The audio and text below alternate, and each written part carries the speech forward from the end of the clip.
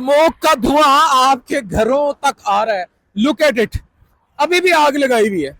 और ये आग किस तरह आपकी इकोनॉमिक्स तबाह कर रही है ये मैं आपको बताता हूं। सब बंद हो रहा है, घरों को बैठेंगे, भूखे मरेंगे लोग, हमें सोचना होगा।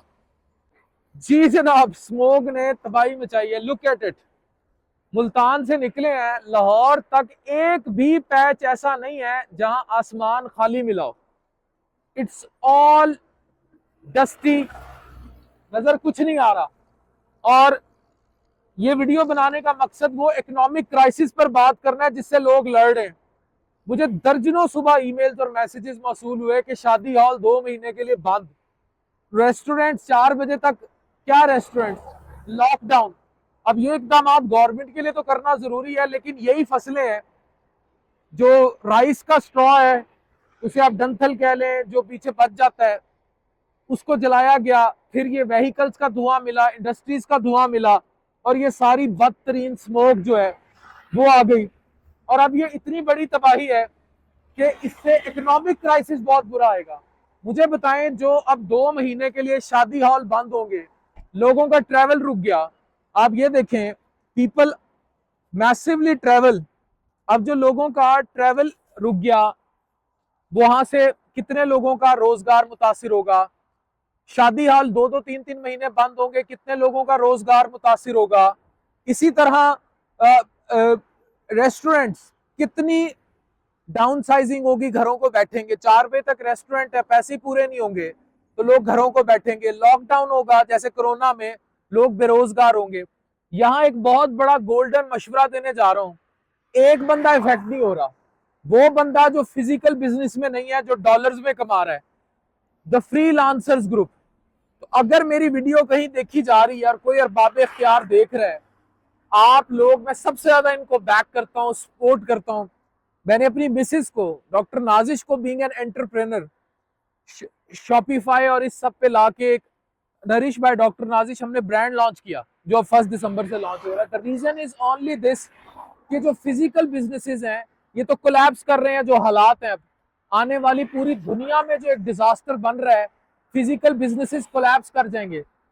अब 2 महीने शादियां नहीं होंगी, लोग भूखे मरेंगे, या पाबंदियां लग जाएंगी, लॉकडाउन होंगे, चीजें होंगी। कोई ना कोई एक्स्ट्रा सोर्स ऑफ इनकम जरूर जनरेट करें जो डॉलर्स में कमाती हो। ये प्लीज इस चीज को समझने की कोशिश करें, जो घर में बैठा है, जो ऑनलाइन बिजनेसेस हो, और उसकी एग्जिस्टेंस डॉलर्स में रखें जहां बाहर से भी पैसा आए।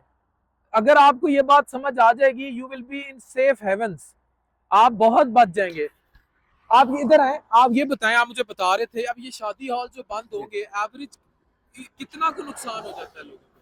देखिए, ये हमारी बहुत बड़ी इंडस्ट्री है। जो लोग ये काम कर रहे हैं कैटरिंग का, और जितने हॉल्स खोले हुए हैं, अब उनमें एक हॉल में एटलीस्ट 20-25 पीपल जो हैं वो लोग काम करते हैं, लड़के सारे।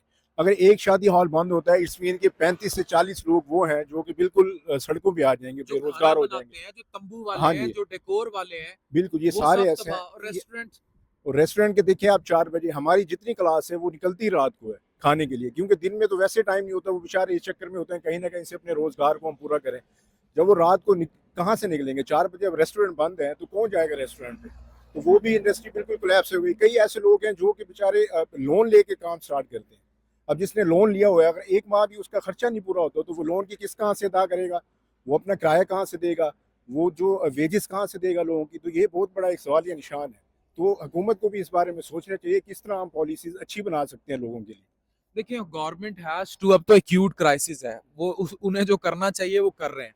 लेकिन मेरा फिर सवाल यही है कि इतने इकोनॉमिक क्राइसिस के बाद लोग किस तरह सस्टेन करेंगे इन 2-3 महीनों को। और शादियों का तो लोग सीजन लगाकर बैठे होते हैं, वो पूरे, मतलब पहले किसान गए, अब शादियों के सीजन वाले जाएंगे, रेस्टोरेंट्स वाले जाएंगे। रेस्टोरेंट्स भी सर्दियों में बहुत अच्छे चलते हैं, वो बर्बाद होंगे। और वजह ये स्मोक। तो अगर आपको, कहाँ आग लगी हुई है, वो देखें, वहां भी जलाया हुआ है, वो देखें, वो अभी फ्रेश भी जल रहा है। तो अब आप खुद सोचें कि हम, काम यहां हो रहा है, इफेक्ट आप हो रहे हैं घर बैठे, आप तबाह हो रहे हैं घर बैठे, काम यहां हो रहा है। तो अब आपको ये सोचना पड़ेगा। हम फिर इंडिया के पंजाब पे इल्जाम लगा देते हैं, वो फिर तकरीरों में कहते हैं कि जनाब हमें क्यों कह रहे हो। तो हमें ये सोचना पड़ेगा कि ओवरऑल अगर ये पॉल्यूशन फैलती है, हम अगर ये समझते हैं किसी चीज का कोई काउंटर इफेक्ट नहीं होता, ये इफेक्ट हमारे घर तक आ रहा है। इस धुएं को समझें, ये धुआं आपके घर में आ रहा है। अब समझ लें या ना समझें, ये आपको आने वाले 1-2 महीने इन बातों का जवाब दे देंगे। Thank you very much.